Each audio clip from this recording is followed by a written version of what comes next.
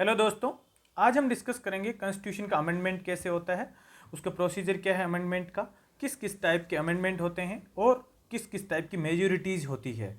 जैसे कि आपने सुना होगा कि सिंपल मेजोरिटी से कॉन्स्टिट्यूशन में चेंज हो गया, स्पेशल मेजोरिटी से कॉन्स्टिट्यूशन के अंदर चेंज हो गया, या फिर आपने ऐसे सुना होगा जैसे जी अभी रिसेंट के अंदर जैसे मतलब कोई बिल पास होता है तो आपने सुना होगा कि भाई स्टेट की रेटिफिकेशन क्या है, इस टाइप के। और इसमें से रिलेटेड आपके PYQ कितने हैं वो भी डिस्कस करेंगे, और इस अमेंडमेंट ऑफ द कॉन्स्टिट्यूशन की पूरी थीम को भी हम डिस्कस करेंगे। ये जो है अपन लक्ष्मीकांत को रेफरेंस मानते हुए डिस्कस करेंगे।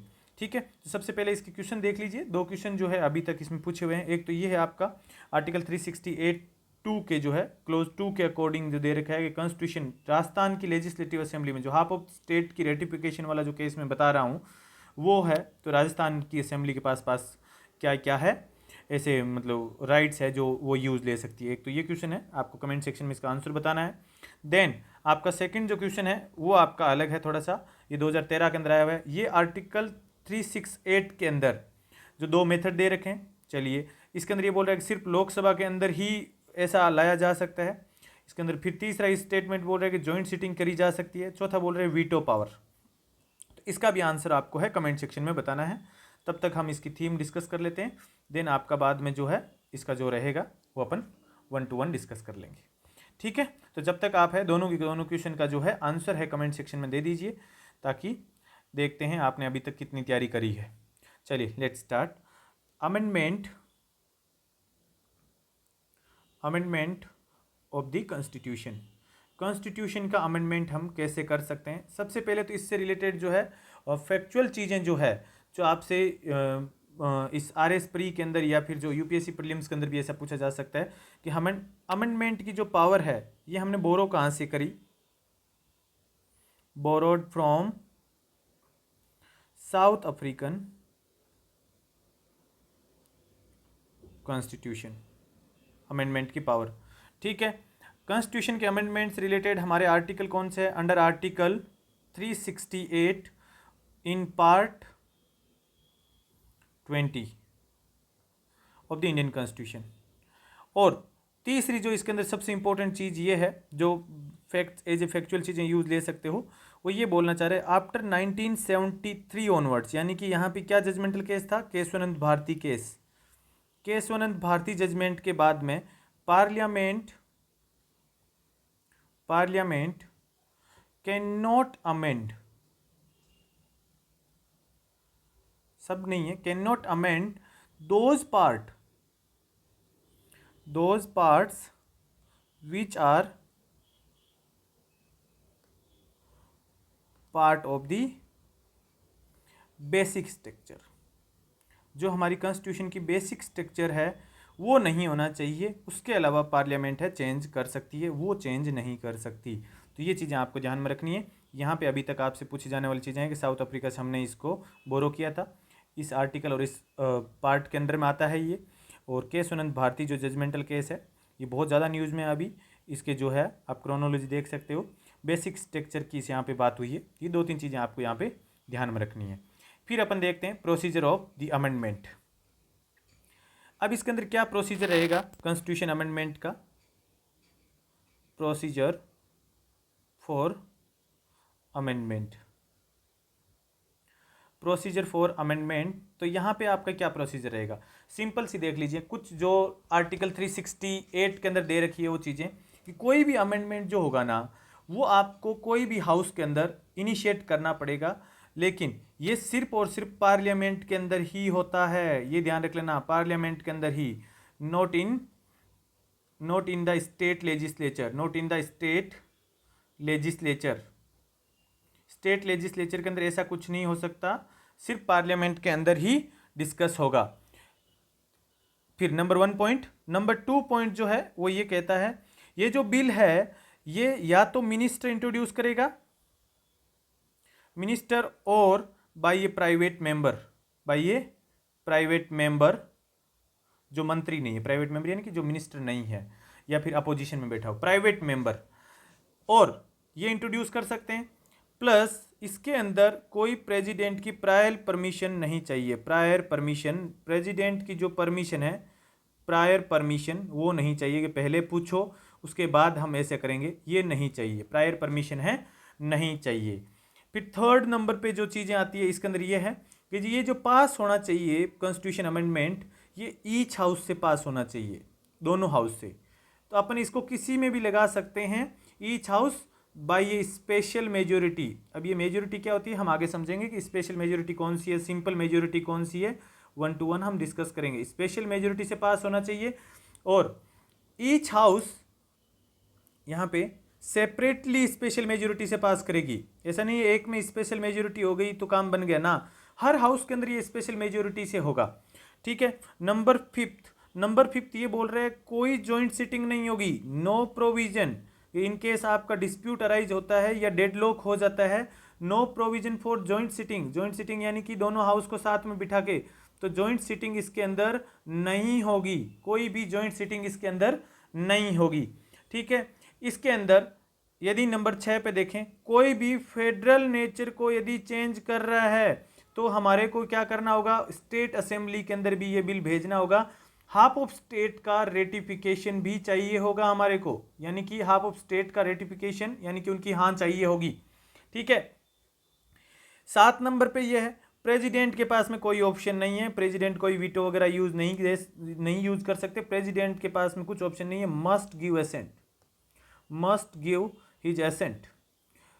एक बार प्रेसिडेंट के पास में ये दोनों हाउस से अप्रूव होकर चला गया या जो हाफ ऑफ स्टेट से रेटिफाई होकर चला गया, तो उसके बाद प्रेसिडेंट के पास कोई ऑप्शन है सिवाय एसेंट देने के। वंस ही गिव्स और सी गिव्स द एसेंट, देन ये क्या बन जाएगा, एक्ट बन जाएगा। एक्ट बनते ही आपका जो कॉन्स्टिट्यूशन के अकॉर्डिंग है वो काम करना स्टार्ट हो जाएगा।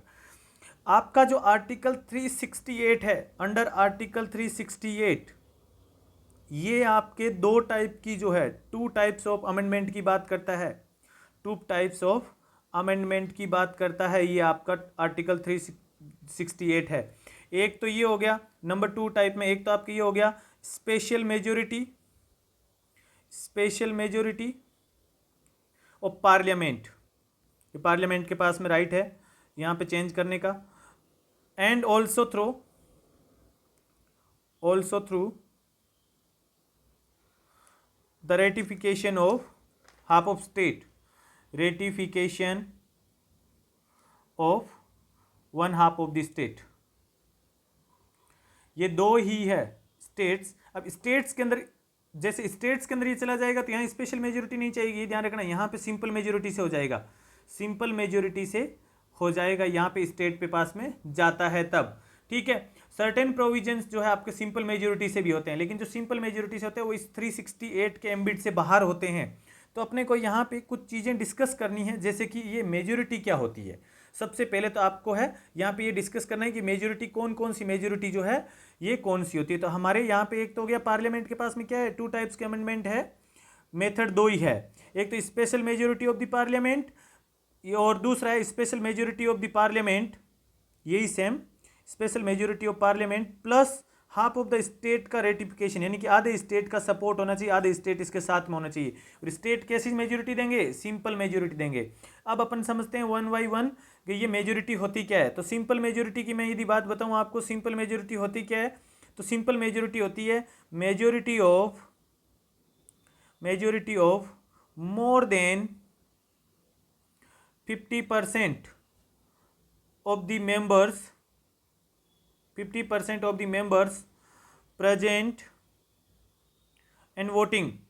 इसको अपन बोलते हैं 50% से ज़्यादा प्रेजेंट एंड वोटिंग होती है, उसको सिंपल मेजोरिटी बोलते हैं। इसके अंदर एक स्पेसिफिक कुछ नहीं है। देन नंबर आता है आपका दूसरा स्पेशल मेजोरिटी। स्पेशल मेजोरिटी जो है आपकी क्या होती है, तो स्पेशल मेजोरिटी के अंदर क्या होता है, ज़्यादातर ऐसा होता है कि majority of 2/3 members present and voting supported by over 50%, 50% से ज़्यादा इनका सपोर्ट भी होना चाहिए। कैसे, टोटल स्ट्रेंथ का, of the total strength of the house अब ये बताना चाह रहा है कि यहाँ पे एक तो ये ऊपर वाले में तो हो गया कि आपका 50% of member present in voting, दूसरा में ये majority of 2/3 members present in voting supported by the 50% of total strength का 50% से ऊपर होना चाहिए।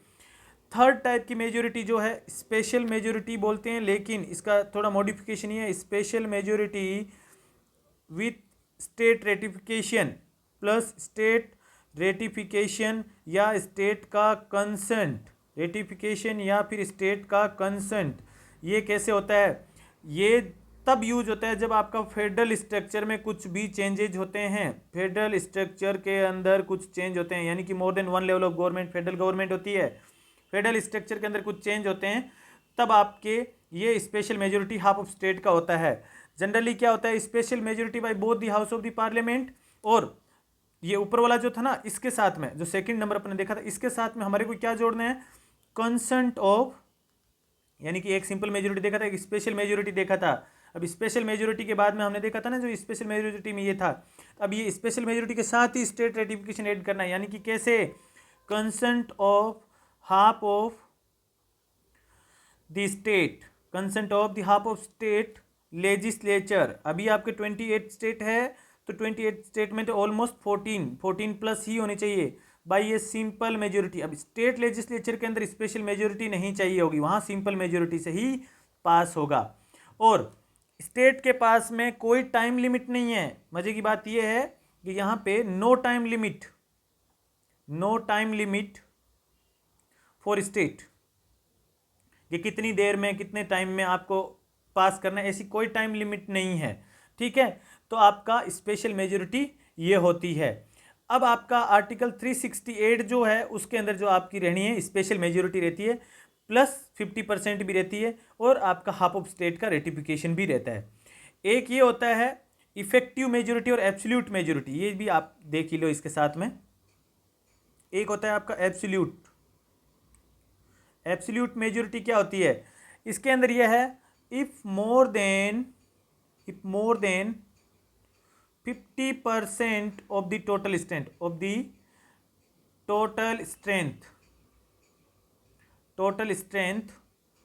of the house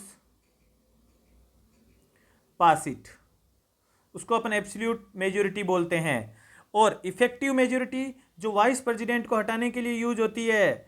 और इफेक्टिव मेजोरिटी कौन सी होती है? इफेक्टिव मेजोरिटी के अंदर बोलते हैं majority of more than 50%, majority of more than 50% of the effective strength of the house. एक और है, ये वीडियो आपके आरएस के साथ साथ में फर्स्ट ग्रेड के लिए भी काम आ सकते हैं और यूपीएससी प्रीलिम्स के लिए भी काम आ सकते हैं। जो लक्ष्मीकांत बुक है वो एक रामबाण है पूरे पॉलिटी के लिए। ठीक है, तो ये आपके हर कंपटीशन एग्जाम में काम आने वाली चीज़ है। तो ये आपके डिफरेंट टाइप की हमने मेजोरिटी देखी।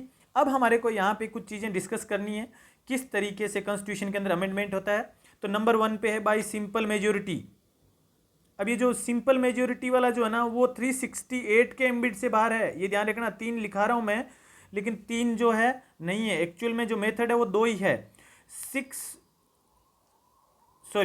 Bye simple majority of the parliament, इसके अंदर क्या है, जितने भी कॉन्स्टिट्यूशन के अंदर अमेंडमेंट होगा simple majority of 2 house of the parliament, they are the outside the scope of 368, outside the scope of under article 368। इस 368 के बाहर है ये, क्योंकि 368 के अंदर तो 2 ही चीज डिस्कस हुई ना, स्पेशल मेजोरिटी ऑफ पार्लियामेंट और special majority of parliament with consent of state, जहां पे फेडरल स्ट्रक्चर में कुछ चेंज हो रहा है वो चीजें। तो अब अपने को सिंपल मेजोरिटी से चीजें डिस्कस करनी है आपसे। तो सिंपल मेजोरिटी को अपन एक बार ऐसे मान लीजिए कि जो चीजें आप स्पेशल मेजोरिटी ऑफ पार्लियामेंट और आप special majority of consent of state का वहाँ पे आपके फंक्शन कम है, तो उस केस के अंदर आप क्या करोगे, वहाँ पे जल्दी याद होगा। अब यदि आप सिंपल मेजोरिटी का करना शुरू कर दोगे तो सिंपल मेजोरिटी में तो बहुत चीज़ें चेंज होती है। तो सिंपल मेजोरिटी वाले में मैं जैसे कि कुछ लिख दूं आपके, वैसे लक्ष्मीकांत के अंदर इसके अंदर 18 से 19 जो है चेंजेस दे रखे हैं जो सिंपल मेजोरिटी से हम कर सकते हैं। तो हम सबसे पहले है सिंपल मेजोरिटी की बजाय हम दूसरा करते हैं, जो आपका 2 नंबर पे आएगा बाय स्पेशल मेजोरिटी, फिर इजी हो जाएगा। By special majority of parliament, कौन कौन से एक्ट जो है स्पेशल मेजोरिटी से अमेंड होते हैं? तो इसके अंदर आपका एक फंडामेंटल राइट्स नंबर 1 पे, नंबर 2 पे DPSP, directive principle of state policy, और तीसरे नंबर पे ऐसा कोई फंक्शन जो आपके सिंपल मेजोरिटी में कवर नहीं किया गया है। तो सिंपल मेजोरिटी अपने देखना है, नॉट कवर्ड अंडर सिंपल, ठीक है। फिर इसके बाद में अपन हाफ ऑफ स्टेट वाला देख लेते हैं। Special majority with consent of half of state, इसके अंदर क्या क्या है? इसके अंदर जो 5 है इसको देख लीजिए, फिर बचे हुए सारे ही आपका सिंपल मेजोरिटी से ही है। नंबर 1 पे आपका यहां आता है election of the president. Election of the president जो है वो हाफ ऑफ स्टेट, क्योंकि federal structure head of state है वो, तो उसके अंदर क्या है, हाफ ऑफ स्टेट का कंसेंट चाहिए। नंबर 2 पे एग्जीक्यूटिव पावर के अंदर कुछ चेंजेज करने हैं, executive powers of the union and state, executive power union and state के अंदर कुछ चेंज करना है। तब supreme court and high court से रिलेटेड आपको यदि ज्यूरिसडिक्शन वगैरह में कोई प्रोविजन चेंज करना है supreme court and higher court के अंदर, तब आपको स्टेट से रेटिफिकेशन चाहिए। लेजिस्लेटिव पावर डिस्ट्रीब्यूशन के अंदर, लेजिस्लेटिव पावर डिस्ट्रीब्यूशन जब हो रही है, लेजिस्लेटिव पावर डिस्ट्रीब्यूशन हो रही है किसके बीच में? बिटवीन स्टेट्स एंड यूनियन के बीच में। नंबर 5 पे है कोई भी 7th शेड्यूल के अंदर, अभी हमने एक लास्ट के अंदर वीडियो देखा था 7th शेड्यूल, इसके ऊपर मैंने एक वीडियो बना रखा है डिफरेंट टाइप ऑफ शेड्यूल्स, वो आप इसमें डिस्कस कर सकते हो, इसमें आप एक बार गो थ्रू कर लेना। कोई भी लिस्ट है, हमने 3 लिस्ट देखी थी, यूनियन, स्टेट और कंकरेंट लिस्ट, उसमें यदि कोई चेंज होना है तो भी हाफ ऑफ स्टेट से होगा। और आगे आपका जो है नंबर 6 पे स्टेट्स का रिप्रेजेंटेशन ऑफ स्टेट्स, इसके अंदर यदि कुछ चेंजेज होना है इन पार्लियामेंट तो भी आप इधर ही हाफ ऑफ स्टेट से करोगे। नंबर 7 पे आता है पावर ऑफ पार्लियामेंट, पार्लियामेंट की पावर में कुछ चेंजेज आना है, power of parliament to amend the constitution and its procedure. इसका मतलब क्या हो गया? ये तो 368 की ही खुद की बात कर रहा है, 368 से रिलेटेड यदि आपका कुछ चेंजेज है तो वो ही आपको यहाँ पे देखना है। तो आपके 7 और एक आपका 8 नंबर पे जो चीज़ें हैं वो जीएसटी से रिलेटेड है, goods and service tax council, इससे रिलेटेड यदि आपको कोई चेंज है तो आपका ये कहाँ आएगा? Half of the state. अब आपको याद ये 2 करने हैं क्योंकि वो बहुत ज़्यादा है, वो याद होने नहीं है। अब आपका फंडामेंटल राइट्स और डीपीएसपी स्पेशल मेजोरिटी से हो जाता है, और special majority with half of state के रेटिफिकेशन से ये आपको 8 याद रखने हैं, ठीक है। अब आपका जो बच गया था सिंपल मेजोरिटी वाला, सिंपल मेजोरिटी के अंदर मैं आपको वर्बली बता देता हूँ, ज़्यादा है इसके अंदर, 18-20 सिंपल मेजोरिटी से है। एक तो ये आ गया कि कोई नया स्टेट्स का इस्टेब्लिशमेंट करना है तो आपका सिंपल मेजोरिटी से ही होगा, ठीक है। नया स्टेट का चाहे फॉर्मेशन हो, चाहे उसका बाउंड्री अल्ट्रेशन हो, या नेम कोई एग्जिस्टिंग करना है कोई, वो। दूसरा ये है अबोलिशन और क्रिएशन।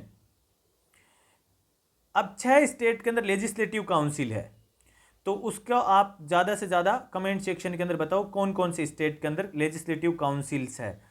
तो लेजिस्लेटिव काउंसिल का क्रिएशन करना और उसको अबोलिशन करना ये सिंपल मेजोरिटी से भी हो सकता है। नंबर 3 सेकंड शेड्यूल है क्या? कमेंट सेक्शन में बताओगे। सेकंड शेड्यूल में कोई चेंजेज है तो भी आप सिंपल मेजोरिटी से कर सकते हो। Number 4 quorum, 1/10 of total membership, 1/10 से यदि कम है तो पार्लियामेंट के अंदर है मीटिंग वगैरह पॉसिबल नहीं होती है ये। अब इसके बाद में सैलरी अलाउंसेज, जो सेकंड शेड्यूल के अंदर आपके अलाउंसेज दे रखे थे, सैलरी अलाउंसेज जितने भी है वो। रूल ऑफ प्रोसीजर क्या है पार्लियामेंट का, उसमें चेंज करना है, या कोई पार्लियामेंटेरियंस है, कमेटी है, उसकी प्रिविलेजेस के अंदर चेंज करना है, या लैंग्वेज से रिलेटेड इश्यू है, वो हो गया। और जजेज है सुप्रीम कोर्ट के अंदर, जूनियर जजेज कितने होने चाहिए सुप्रीम कोर्ट के अंदर, उससे रिलेटेड हो गया। सुप्रीम कोर्ट का जूरिसडिक्शन से रिलेटेड हो गया, जूरिसडिक्शन घटना है कि बढ़ना है, ये पार्लियामेंट के अंदर मतलब सॉरी सिंपल मेजोरिटी से डिस्कस होता है। कौन सी ऑफिशियल लैंग्वेज, ये इंग्लिश के लिए भी, और ऑफिशियल लैंग्वेज कौन सी होगी इसके लिए भी सिंपल मेजोरिटी से होता है। नंबर 7 पे, जैसे मैं मिक्स कर रहा हूँ वैसे 18-20 है ये।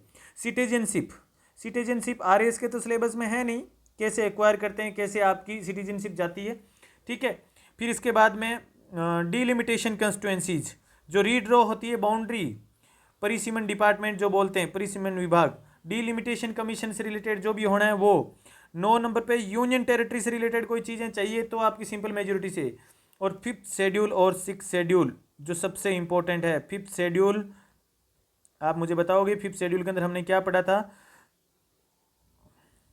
और 6th शेड्यूल के अंदर हमने क्या पढ़ा था। 6th शेड्यूल, ठीक है, ये अदर ट्राइबल एरियाज के लिए था, और वो आपका ट्राइबल्स एरियाज शेड्यूल एरियाज और शेड्यूल ट्राइब के साथ में था। इसके अंदर अब आपको ये बताना है, ये जो है AMTM ये स्टेट कौन से थे, बस ये बताना है आपको कमेंट सेक्शन के अंदर, ठीक है। तो ये डिफरेंट टाइप की आपकी मेजोरिटीज़ थी, जिसकी वजह से आपका कॉन्स्टिट्यूशन के अंदर चेंजेज आता है, ठीक है। अब इसके अंदर एक दो अभी जो है आपको ध्यान में ये रखना है, कौन से कॉन्स्टिट्यूशन अमेंडमेंट एक्ट से अभी रिसेंट के अंदर जो है चेंजेज हुए थे, वो आपको डिस्कस कर लेते हैं एक बार। वो आपके पता होना चाहिए कौन सा जो है अभी रिसेंट के अंदर चेंज हुआ है। जो आर्टिकल जो है अभी रिसेंट के अंदर जोड़े गए हैं उसको डिस्कस कर लेते हैं। कौन कौन सा है अभी जो रिसेंट इंपॉर्टेंट कॉन्स्टिट्यूशन अमेंडमेंट हुए, तो अभी अपन रिसेंट के 5-4 याद रख लेते हैं। एक तो 100 नंबर पे जो है 100 नंबर कॉन्स्टिट्यूशन अमेंडमेंट 2015 का, कुछ इंपॉर्टेंट बता रहा हूं मैं। लैंड बाउंड्री एग्रीमेंट इंडिया और बांग्लादेश के बीच में, कितने इनक्लेव इधर से इधर हुए थे, ये आपकी तैयारी कैसी है ये बताएगा। इंडिया एंड बांग्लादेश के बीच में एक तो ये था। फिर इसके बाद में 101 नंबर जो कॉन्स्टिट्यूशन अमेंडमेंट हुआ था, ये 2017 के अंदर हुआ था। इसके अंदर आपका GST इंट्रोड्यूस हुआ था। उसके बाद में आपका 102 नंबर जो कॉन्स्टिट्यूशन अमेंडमेंट है, ये आपका हुआ था 2018 के अंदर। और कॉन्स्टिट्यूशनल स्टेटस दिया गया था किसको, कॉन्स्टिट्यूशनल स्टेटस दिया गया था 2 कॉन्स्टिट्यूशन बॉडी को। एक तो एक कॉन्स्टिट्यूशनल बॉडी को जो पहले किसी और के अंडर में काम करती थी, अब ये सेपरेट कॉन्स्टिट्यूशन अमेंडमेंट के हिसाब से सेपरेट कॉन्स्टिट्यूशनल स्टेटस मिल गया। National commission for backward class, आपको कमेंट सेक्शन में बताना है कि ये पहले बैकवर्ड क्लास है किस नेशनल कमीशन के अंडर बनाती थी, SC या ST, ये आपको बताना है कमेंट सेक्शन के अंदर। 103 जो है एक्ट है वो आपका 2019 के अंदर आया था। इसके अंदर 10% रिजर्वेशन की बात हुई थी, किसके लिए, EVS इकोनॉमिकली वीकर सेक्शन के लिए बात हुई थी, और reservation for EWS economical weaker section. Then 104 जो कॉन्स्टिट्यूशन अमेंडमेंट है एक्ट, ये 2020 के अंदर आया, ये काफ़ी इंपॉर्टेंट भी है। इट एक्सटेंडेड द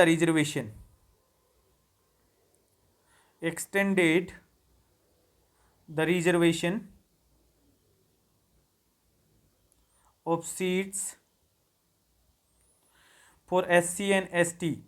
आपके लिए काम है SC एंड ST की लोकसभा में सीट कितनी है, SC and ST in the Lok Sabha and state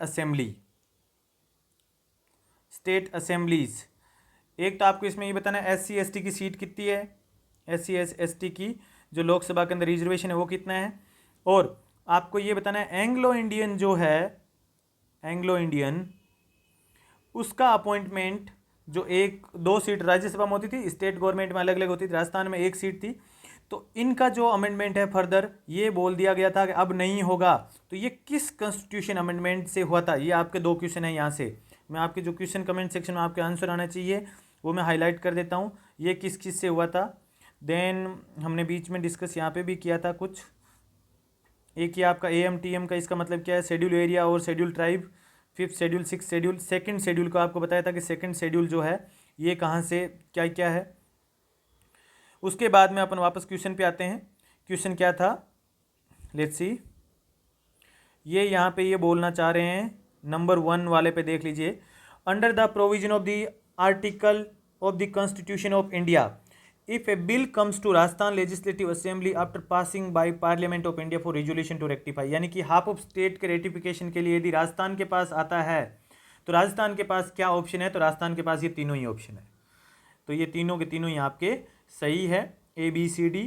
और resolution can be passed by assembly, reject भी किया जा सकता है, कोई अमेंडमेंट की भी जरूरत नहीं है। ठीक है, तो बहुत सिंपल क्वेश्चन था ये। अगला देख लीजिए, इसके अंदर ये बोल रहा है consider the following statements regarding constitutional amendment. हमने चैप्टर यही पढ़ा है अभी तो।